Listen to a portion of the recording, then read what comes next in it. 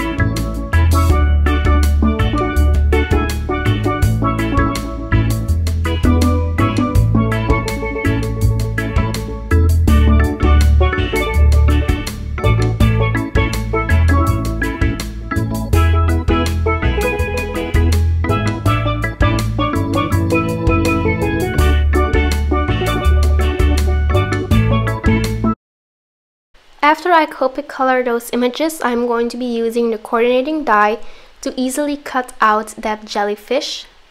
And then I wanted to create some glitter paper. So I'm just going to press my Versamark ink pad onto that underwater scene. And the paper is completely dry, so just letting you know, your paper should be completely dry for this, otherwise your ink pad will turn all blue and you don't want that.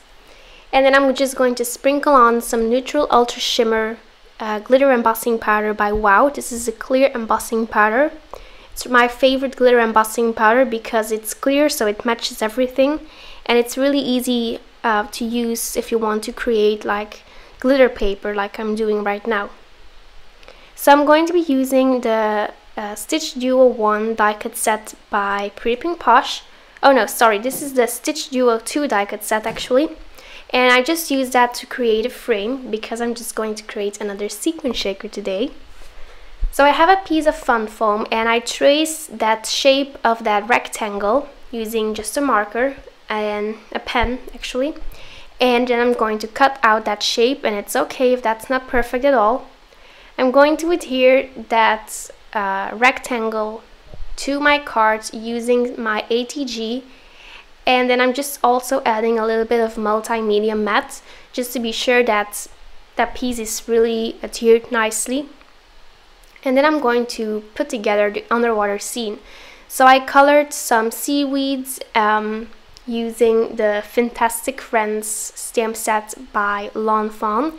I didn't capture that on camera because I forgot to turn on my camera while I was coloring it, but I just really did some easy Copic coloring just like I did for the jellyfish, and I will link to the colors I used for those images in my video description below.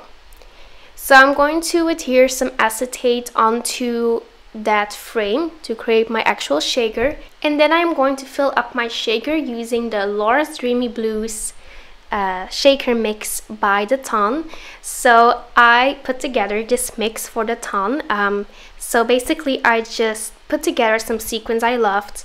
I shared it on Instagram and a lot of you seem to love it, and then the owner of the ton loved the mix as well, and then she decided to carry the mix in her shop. So I'm just really happy that that happened and that I have like my own sequin shaker mix, because you all know that I love sequins and I love sequin shakers, so it's just such an honor. So yeah, just wanted to let you know that. So I'm going to close my shaker using my ATG, and then I also added some more multimedia matte to that frame to close it up. And then I am going to stamp a sentiment on the inside of this card. So I am using the two sentiments from the So Jelly stamp set by Lawn Fawn, and I'm just stamping that using Memento Tuxedo black ink. And then I colored the sea star from the So Jelly set using some pink Copic markers. I used RV0000 and RV11, and I'm just going to add some sparkle on there using my Clear Wink of Stella pen. And that finishes up the card. So thank you so much for watching, and I'll be back very soon. Bye bye.